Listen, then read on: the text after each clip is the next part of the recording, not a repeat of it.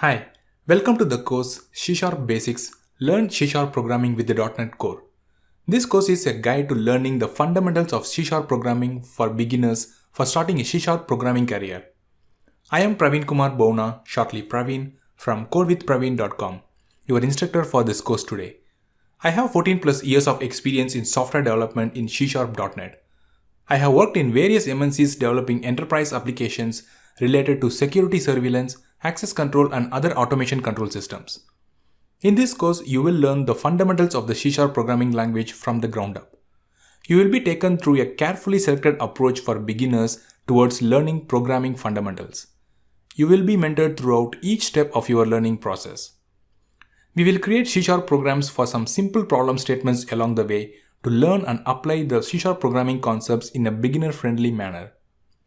Some of the topics you will learn include .NET Core Overview, understanding C# variables, understanding operators, selection statements and iterative statements, finally debugging.